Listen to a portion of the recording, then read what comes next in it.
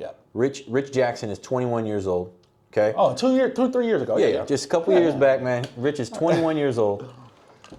We know what Rich has done, right? We know where Rich was at 21. But if you could go back, career-wise, job-wise, work-wise, school-wise, whatever, you're 21 years old. 21. What would you do? How would you start? Would you go that same route? What would you do? Well, I'm gonna just start off saying I wouldn't regret anything I've done in my life because it built me to who I am today. But if I was 21 again, right? I mean, when I was 21, there was really no internet like it is today. But if it was everything we have today, oh man, yeah, I would definitely try a lot of different things, get a lot of different experiences, just figure out what it is I really love, right? What it is that I'm naturally gifted and what I have eventually a passion for, something that I could be interested in, Then I go all in that and just, I would definitely find out what and whatever education I need, I'd surround myself with that, whatever business or whatever it is that I'm interested in. I'd get that type of specific education. I'd seek someone that's already successful in that field. I would try to set up some meetings or meet with them or a conversation just to get a little bit more insight. I would try to see if they'd be open to like a mentor-mentee situation to kind of shadow. And that's really, just getting a lot of information and seeing where I feel like my life should go and where I feel my calling is, in a sense. And then once I figure that out, I find someone in that field, shadow them, and get the experience, get more knowledge of it, read a lot about it, and and start really going in that direction. And again, that path may not mean college. I might not need college. You need education in everything you do, but college is one form. There's a lot of fields out there. There's a lot of trades, a lot of business types that college is not needed. You need to get educated into whatever specific field that is, right? So that's how I would kind of look at everything. Do you have a specific field or job you would have jumped into?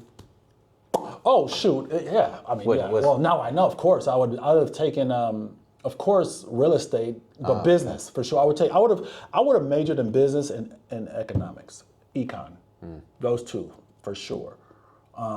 If I can go to college, start all over again, business and econ, I would go all in that.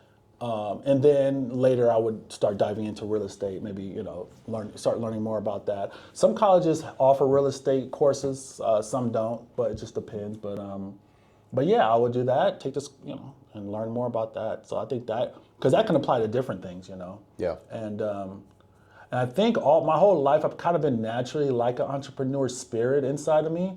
I just never really acted on it to the extent as being in the real estate business now, But I think I've always had this little entrepreneur spirit. Even though I've been employed most of my life, I've always had that, side something going on. I'm selling CDs, or I'm ordering flyers for promoters locally. I was doing that. I was, getting paid to have flyers ordered and fulfill their needs. So, just always something on the side, but. Interesting. What about you? Yeah, not me, man. At 21 years old, I was already employed with the but if you could probation do it again, department. though. Oh yeah, right. But I never had that in me at all. Like not even an inkling of my brain. Really? I was done. I had gone and I had grown and that was it. I was where I was supposed to be and that was it. Oh wow. There was never anything at all until I was a little bit later 20s. Were you because of lack of exposure or knowing that is possible, 100%. or just exposure? No interest. I didn't know it was an option. It was no exposure. Right. No fault to anybody, But as the day of information came out, maybe. But I never really even. I had a lot of friends who, and I look at them now, which is crazy because one of my general contractors that I refer out was my soccer coach my entire life growing up. So I had a lot of friends whose parents were, but it just never crossed my mind. I just thought, okay, well, maybe they just have more time, or maybe they're just off. You didn't know much about it, yeah. It was never crossed my mind. Most of us aren't. No exposure. None of us are really exposed to that, right.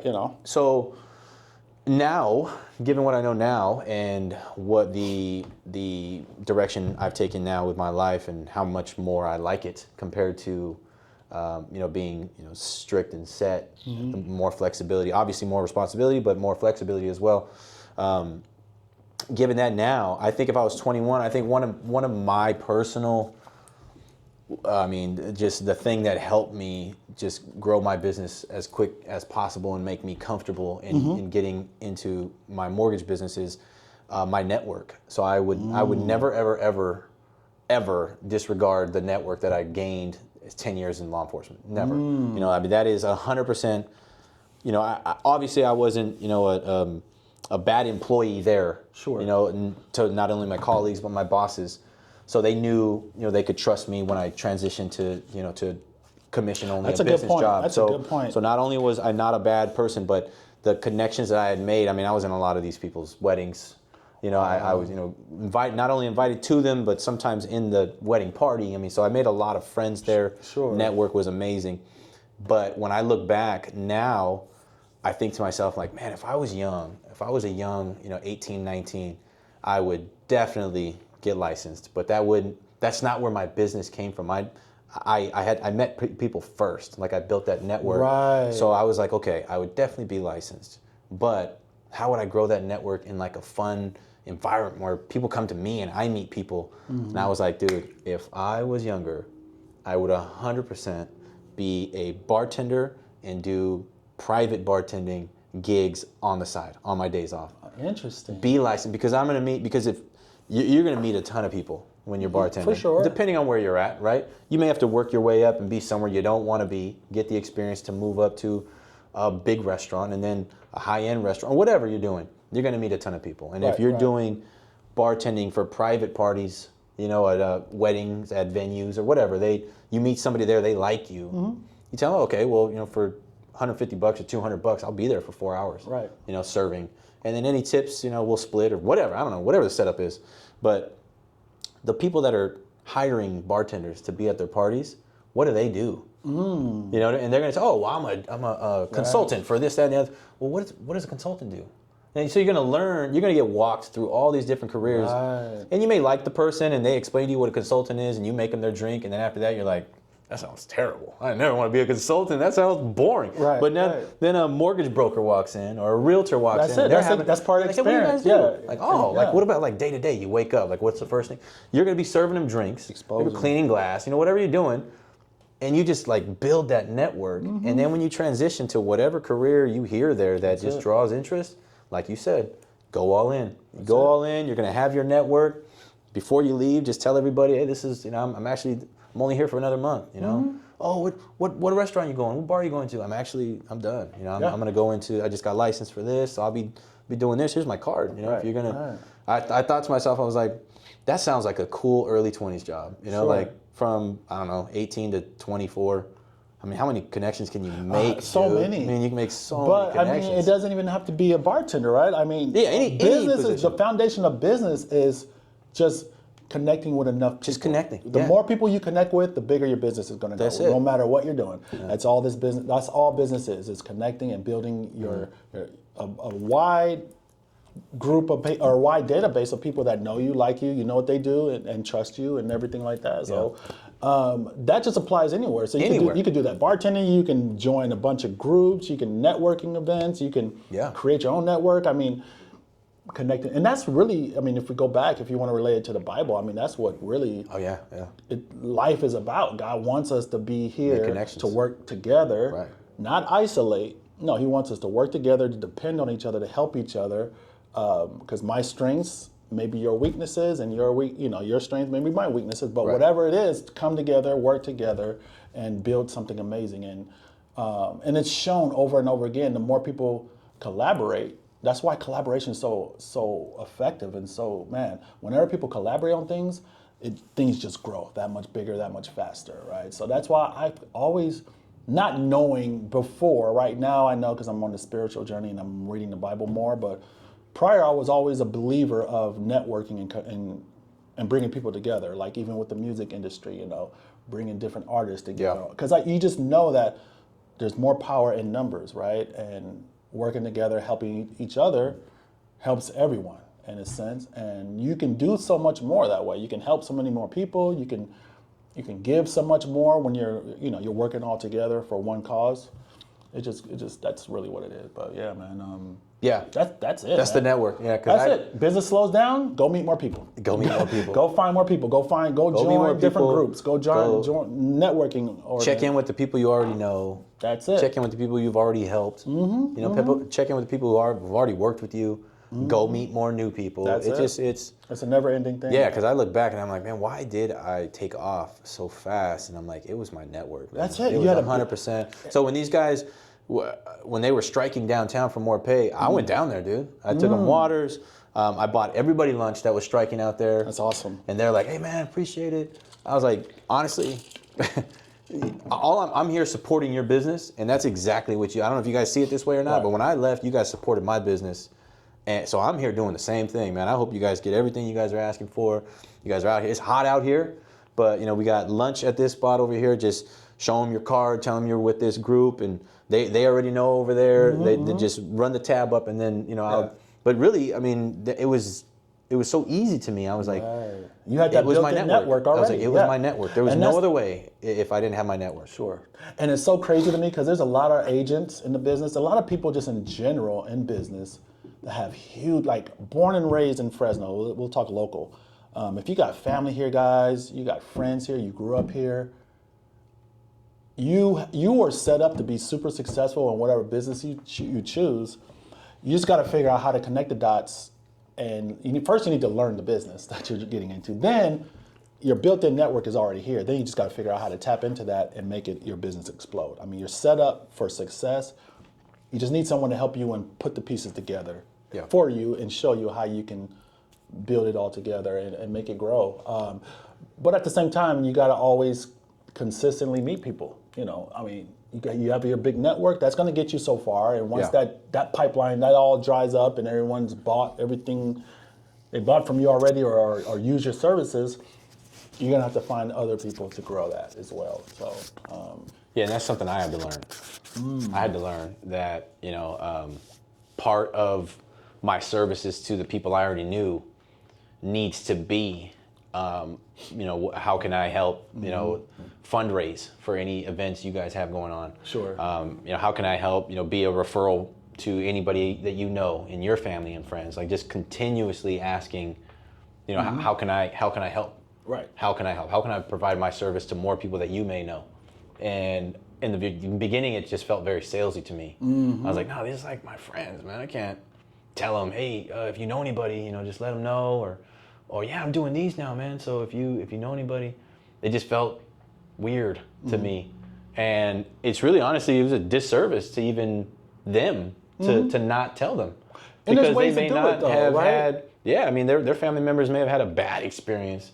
And if I'd have just told them, like, hey, I'm here, to help, maybe they would have had a better experience, with me. So it's very true, because you're going to care for them. But it took a little while. It took a little while for me to shift from that. No, it all goes in our mind, man. But we got to kind of understand we're not being, and it's a way you do it too, right? There are ways you're trying to call your friends and family, like, hey, you know anybody? You don't want to pressure. You just want to let people know what you're doing. And hey, just so you know, I probably haven't mentioned it. I'm doing this now in case you come across it or you may need it. End of story, boom, move on to the next topic, right? It's just as long as people are aware of what you do and that you're there and you're available, that's all they need to know, period. And just bringing that awareness. And honestly, people believe more what they see than what you tell them, honestly, at the end of the day. You can tell everybody, all your friends and family, hey, I'm doing this now, I'm doing this. They're going to still think of you as that last thing you were doing. So if you were if you worked in a retail store, they're just going to look at you as that person, right? Even though you got a new business, like, okay, yeah, she's doing that now. But when they see it via Instagram, Facebook, they're seeing you doing the business and seeing you consistently, then they're going to start saying, oh, they are serious. Oh, okay, that's right, she is. She did say they're doing that now. And then the more they see that, it's just rebranding yourself. That's it. Yeah. You got to rebrand yourself to whatever the business choice you and constantly too. I think you should constantly reintroduce yourself to even the same, I don't know, let's say you got 100 people that you know that you've already helped or whatever, they already know what you do. Reintroduce yourself. Yeah, and it doesn't have to be formally reintroduced. It's just, showing them what you're doing online, right? Just like, hey, this is blah, blah, blah. I'm here with just the more they see that, make videos like this. The videos talk you do. about. I like when you go to the businesses. Yeah, that helped. Mm-hmm. Yeah. Yeah, for sure. So there's a lot of ways to do that, but man, it's a beautiful thing. Anything else you want to touch on that, man? No, I want to get into this last topic. They not like us? They not like us, man. They not like us, man. They not like us. They not like us. They not like us. Dude, that is a banger, bro. Man. Banger. For those who don't know what we're talking about, there's been a big battle. You know what's so interesting? It's a Drake and Lamar battle. I'm sure people are kind of familiar with it. It's insane, bro. They were talking about this on a news channel, a couple of them. I don't know if it was CNN or something, but I was like, wow. The news has nothing else better to talk about besides a hip hop battle between. It just blew my mind, man. How far this has gone. But what's your take on it, man? Who you got? Drake or Kendrick? As far as like winning, so far, yeah. Kendrick Lamar. Kendrick, huh? With the last one, with the I don't know. Just overall, just all of them. Kendrick Lamar. I mean, they both had some fluff in both of their songs, but I think the one with the least amount of fluff and the most power punches, if we're gonna put it in like a boxing match type deal, is Kendrick Lamar. Yeah, Kendrick Lamar. He's said a lot more serious things too. So I don't know. Accusations or definitely, it's all accusations. Okay. Everything is. I mean, nobody's been arrested for anything. I mean, they both made accusations that are both criminal and immoral. So they're all over the board. I mean, it seems like nothing's off limits. But yeah, man, it's definitely. It has. You can't go anywhere without hearing about it. I mean, even like the roast of Tom Brady on Netflix. I missed that. Did you? Yeah, I missed that. Really? Not suitable for work or children. Gotcha. But it was definitely funny. But even then, there were some jokes on there about that were pertaining to Kendrick and Drake and rap beef. So it's literally everywhere, man. Yeah, it is everywhere. As long as it doesn't end up like Tupac and Biggie. Well, there you go. So so it's just like I said earlier. Fine line, I guess. I mean, I haven't been too involved in this hip hop battle for. It could be, like I said, I told you, it could be two different reasons. One, I could be just older and just not interested. But secondly, it felt a little artificial, like it was kind of fixed in a sense. I don't know why it just felt like that, but it's entertaining though. You know what I mean? So. Just because I'm old head and I go back, I remember the Tupac and Biggie. I was in college, that was crazy. The whole, even before that, Ice Cube with No Vaseline and NWA, that was crazy. Yeah. So those songs actually hit the radio. I think Hit 'Em Up was, of course they edited it out, but any battle song or diss record where it's good enough to be a song they could play in the clubs, they play on the radio. That's this one. That's my point. That's why he's won. That's why he's winning, because a song like NBA like Finals. But think about when Drake was battling. Serena Williams came out to right. it. That's Crip why. walking. And I don't understand why all these artists don't fully get it, because you would think every diss song they make should be something to that caliber, like what Drake did to Meek Mill years ago with the back to back. Yeah. That was a hit. That was on the radio, and that's why he won. It was just a huge song, just like Not Like Us with Kendrick. It's a big song. They're playing it in the clubs and parties and probably the radio. I wouldn't be surprised. Yeah, so, it's probably definitely playing in LA, Compton, LA. For sure. Yeah. So those have always been the best. Yeah. Diss songs like. Even Ether was on the radio.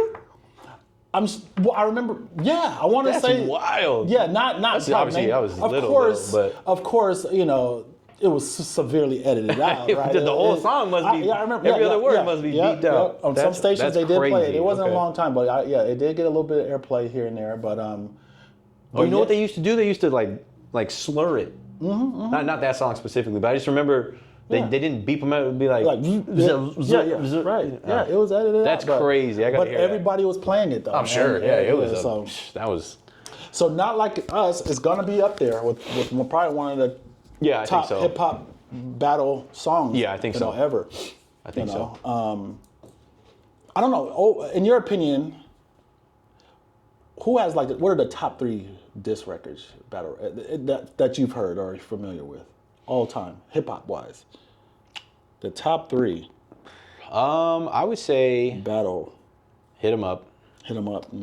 No Vaseline, the ones you named. And I really liked Kill Shot. That was Eminem toward MGK. And MGK, I really don't understand how anybody says that was anywhere near even or fair match. But yeah, MGK, he never rapped again after that. He started doing rock music. Right, he's doing a whole different. Yeah, he changed his whole image. I don't know. That took him out the whole game. Took him out the game, man. And Eminem, not only that, but the song was good. So Eminem Benzino had a little good feel. Yeah, they did. Yeah, they did. Eminem's gone at it with a lot of people. He has. Let me see. What are some other good ones? I mean, there's some smaller ones. You're missing a huge one though. There's some. You're missing one that should be in the top 3 that I think you think so? There's one that you missed for sure. I'm trying to think. Ether. Nas and Jay-Z. Nas, yeah. When Ether hit in 99, 2000, I forgot what year it was. Yeah, early 2000. That was I really wasn't listening crazy. too much, but. Oh, really? Okay. No, yeah. Yeah, that. I was like 8 years old. So. Don't date. Yeah. Oh, yeah. 8 years old out there, lip singing these tracks. You were 8, tracks. bro. In '99. I don't. What year was that? Let me see what year Ether came out. Because that's crazy. Because I was a grown man, bro. I was listening to Slim Shady, but my parents said I could not repeat the words. And he came out in '99, so it had to be before then. Let's see. Nas, Ether came out 2001. 2001. You know what though? I was really raised on, because Tupac and Biggie, obviously they were going at each other. But I was raised. Wait a minute. I was raised. Did Biggie have a diss song to Tupac? I'm trying to think right now. I just thought about that. I do not remember. Biggie's got some suspect. I mean, he would say some things, right? Then he had that song "Who Shot Ya," after. Oh yeah. But he said it wasn't towards 50 and Tupac. Ja. That one wasn't. Oh yeah. The one that what 50? His first song he came out with. That was geared towards Ja Rule when he first came out. The first song, what was it? The 50 song. I don't like Ja Rule at all, dude. Oh, what? No. We can go back into that. I know, but we got a video. What was the song? 50 Cent. I don't know. Oh my gosh, I'm blank. I gotta find it right now. 50 Cent. This. Ether. It was like really. Actually, that song. Was the first time I really heard Ja Rule's music when he first came out with that song. Wanksta. Oh yeah. Wanksta. Yeah, that's right. Yeah. And right, yeah, Wanksta. So that was towards Ja Rule. He didn't say Ja Rule's name, but yeah, that's what they don't pop in my mind when that happens. Right. So it's just like when it's like, yeah, I like the real direct. When you're direct and you're saying who it is, it's like, whoa. I like when Eminem and Mariah Carey were going at each other for a little while. That wasn't fair. Eminem went at that was not fair at all. Britney Spears and all them everybody. Pop artists. Back yeah. Oh yeah. Any boy band, he was coming for you. Right. He was coming for everybody. Backstreet Boys. He was coming for everybody. He got everybody, man. Yeah. He just. It was wild. And honestly, when 50 first hit the scene early, he took that strategy, Eminem's strategy, because he came out with the song when he was just dissing every rapper and how How to Rob. So it was 50 Cent's song. It was underground. It was called How to Rob. This is early. This is way before Dre and all that. But yeah, he had a song called How to Rob, and in that song he dissed everybody, a lot of artists, rappers, and talking about how he was going to rob them and this and that. So yeah, but it created a lot of noise. It got his name buzzing. So yeah, I know a lot of artists used to do that. Just make it, just call everybody out. Yeah. Hopefully somebody bites. That's gonna garner some attention for me, then we go from there. Definitely a strategy, and that's kind of how I feel about this one. Yeah, I was gonna say that's probably why you have those feelings of scripted. Yeah, to me, I don't know. Again, I don't know the whole history behind this Drake and Kendrick, but it just felt like the two camps came together. Like, hey, let's get our buzz going. Let's get some more excitement in hip hop. It was kind of stagnant. I felt for a while. And now everybody's talking, so yeah, I think it's done its job. It did its job, yeah, for sure, and we got a banger out of it. Yeah, exactly. Because all the other ones, even Kendrick's, I'm not a really big fan of Kendrick. Period. Really? Okay. Yeah, I don't listen to a lot of his music. Good Boy, Mad City. Yeah, I was gonna say there's one album. To Pimp a Butterfly, I like that one too. But he put one, damn. I didn't like that one. I didn't like damn. No. What? Even the other one, I had to listen to the latest one, Mr. Morale and the Big Steppers. I listened to that one and I was like, okay, it's just different. He's just different. You know, he's very different. It's just not mine. But some rappers are, because there's some underground rappers that they are straight battle rappers, man. They are. When they come out, it's like, whoa. But if you rap like this all the time, I might listen to you more. But then you listen to their album and it's just like, right. You know, it's different. It's different. So it's a difference between a battle. You could be a great rapper, Absolutely. but you can't. So it's a difference between a rapper and a song maker, right? Yeah. So you can have all the best lyrics and the metaphors and things like that, but if you don't know how to choose the right beat or even to choose the right style to rap on a certain beat, and also to have a catchy hook or catchy something, if you don't know how to do that, then you're not going to make a hit, you know. So it does take a little bit. But actually, that's why I think why I like LaRussell a lot, because he feels like a battle rapper. He has that battle rapper spirit, but he knows how to make a beat. Drake too. Well, I don't know about Drake as a battle rapper, but he definitely knows how to make a song, you know, or he knows how to choose a good song. Let's say that. But yeah, back to Damn, bro. I can't let you just say Damn you're crazy, bro. Damn was one of my favorite Kendrick albums, bro. I'm not saying anything bad about it. It's just not mine. Like Love. This was a hit. It's just like not something that I listen to. Yeah. Give you a run for my money. Mm-hmm. No. Okay. Yeah, it just wasn't. It wasn't. You have me going to listen to this album. Go ahead, do it. After this. Do it. This definitely done his job, because I've listened to more Kendrick Lamar in the past couple weeks than I have probably the past couple years.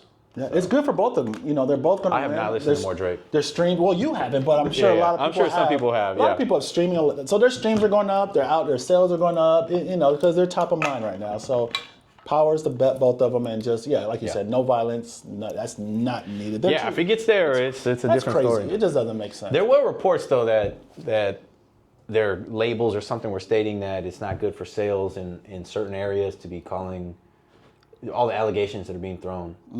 But I think that, I want to say I read something that said that was false. There was actually no company that came out and said that. People were just saying that on their own. Right. But I could see that. I mean, if you make an allegation like that, people may boycott it. People have done it for less. Grocery stores or brands of food. You know, people have cut it out because of whatever stance they take on an issue.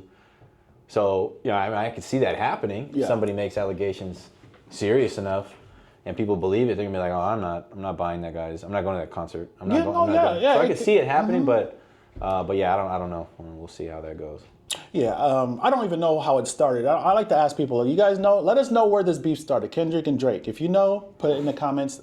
That's why I said, like, it seemed like it just came out of nowhere, in my opinion. Again, I haven't been focusing and watching super close, but it just felt like it just came up. I watched this. There's a lot of people that are super invested in it, and they broke down a lot. You know? I bet. And I watched this one, and I mean, if what they're saying is true, man, this started a long time ago. It's just been subtle shots until they're just like, you know what? Let's go, dude. You know, let's say each other's names and stop all the sneak dissing and so. I don't know. But I don't, like I said, I don't know their catalog, either one of them, well enough to know, Yeah, as long as it stays like friendly competition and just like nice battle, there's nothing wrong with that. It's part of hip hop. No, I'd like to see somebody go out like MGK and just switch up. No more rap. They go to opera or something, dude. I can't see neither one of those guys. Yeah, I can't see them. They're both powerful. They're both hip hop. Yeah, they're both at the top of their level. It's just fun and entertaining for everybody and to enjoy. And I trust me. This time of year, next year, people are gonna forget about that. Drake's probably gonna have another hit. No one's tripping. No one's worried. Kendrick might be having an album. So it just. This is on the podcast. So we'll check back in a year and see. We will check. See if Drake's vanished off the face of the earth, or right. Yeah. Yeah. No, May 2025. I agree. 25 will be a good year for me as well, man. It's gonna be a good one. They're all good. It's my my golden. I entered the golden years. Oh really? Getting old, man. And I still see you at the gym pumping it. That's what I'm talking about, bro. Yeah, man, you got to. I mean, I don't even need to knock on wood because you got God. I'm just feel blessed. But yeah, I mean, if you're able to work out and stay in shape, you can definitely prolong a lot of the ailments, that people my age could a lot of them have, or even younger, So yeah, just working out, keep yourself as healthy as possible. Yep. That's all you can do. Definitely. Stay rocking and rolling, man. Absolutely. So, yeah, man. Anything else you got? That's it, I think. We back again, guys. Heat Speakers. Make sure you guys tune in Instagram. Follow us. Heat Speakers Podcast. YouTube. Show some love. We always show love every time. You guys have a great one. Till next week. Let's go. Yeah. That's a good one, man. Nice. Dude. How long? 73 minutes. That's not bad. An hour?